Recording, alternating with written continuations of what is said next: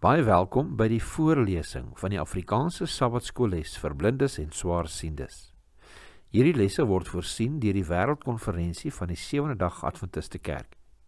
Die voorlesing van die les word aan u gebring deur SSL in samewerking met Adventiste Wêreldradio Afrikaans en word voorgeles deur Marlena Nel.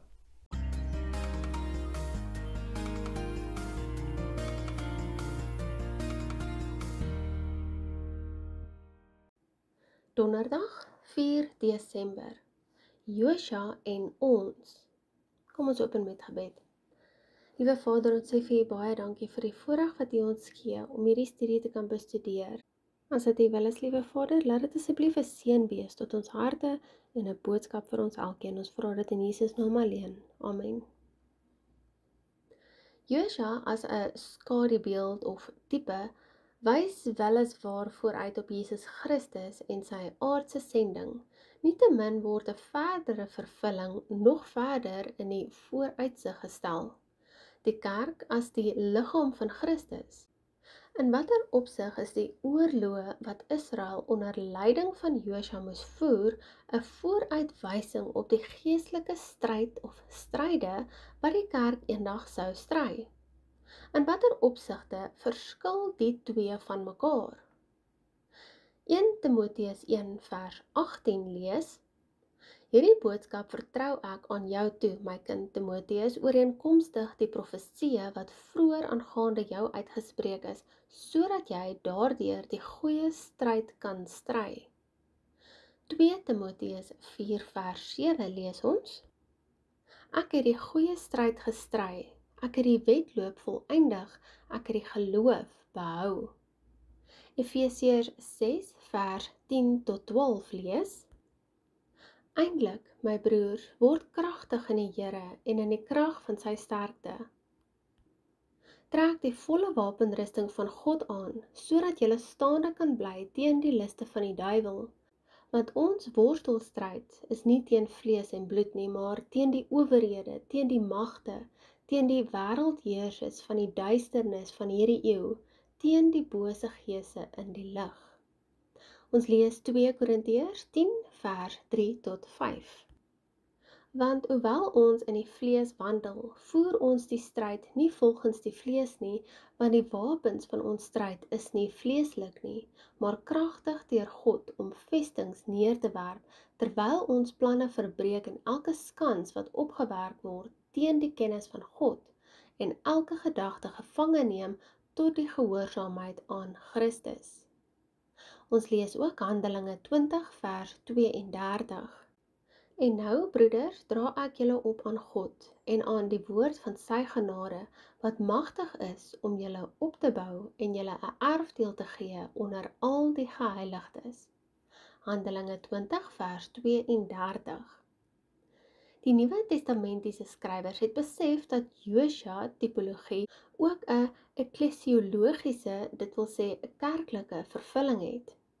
Die lede van die liggaam van Christus, dit wil sê almal wat deel is van die kerk, is in 'n geestelike stryd teen die bose gewikkel, hoewel hulle nietemin in God se genade as ook in die vooruitspruitende seëninge van hul geestelike erflating rus. Ons lees in Hebreërs 4 vers 9 tot 11 die volgende: Daar bly dus 'n Sabbatsrus oor vir die volk van God, want wie in sy rus ingegaan het, rus ook self van sy werke, soos God van syne.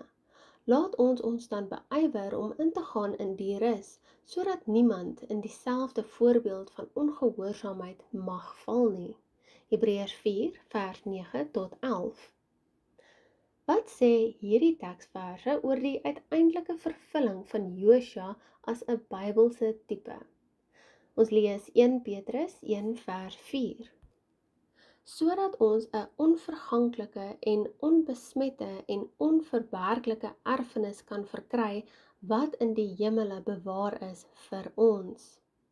Ons lees Kolossense 3 vers 24.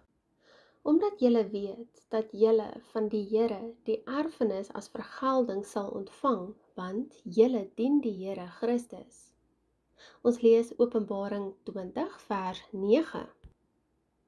En hulle het opgekom oor die breedte van die aarde en die laar van die heiliges en die geliefde stad omsingel, en vuur het van God uit die hemel neergedaal en hulle verslind.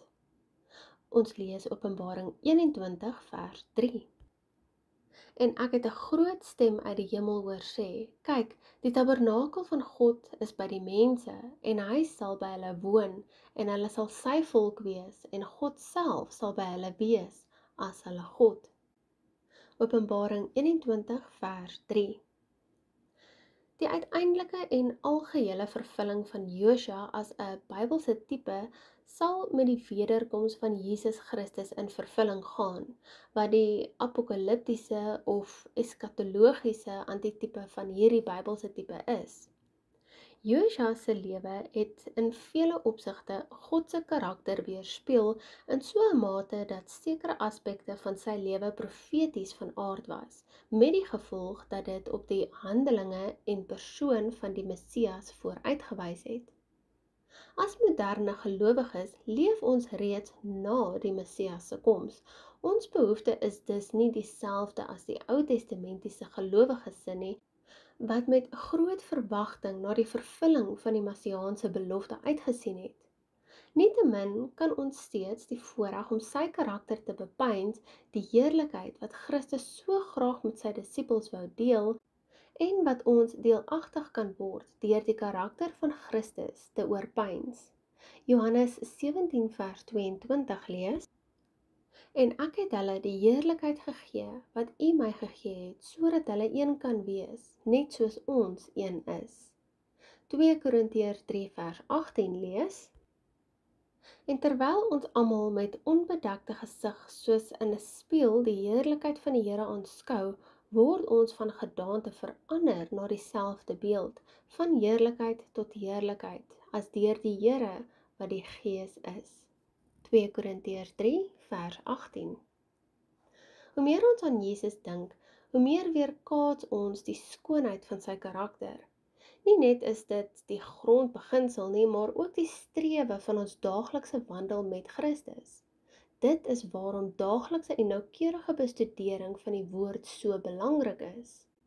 Dit is ook die rede waarom ons boonop tyd aan die bepeinsing van Jesus se lewe, karakter en leer moet afstaan.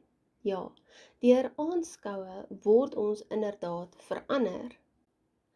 Let op Josua as 'n Bybelse tipe se vraag aan die Israeliete in Josua 18 vers 3 in die Afrikaanse 2020 vertaling. Hoe lank nog gaan julle sloer om die land wat die Here, die God van julle voorvaders vir julle gegee het, in besit te neem? Josua 18 vers 3, Afrikaans 2020 vertaling. Hoe sou Jesus as die antitipiese Josua hierdie vraag aan die hedendaagse kerk wou stel?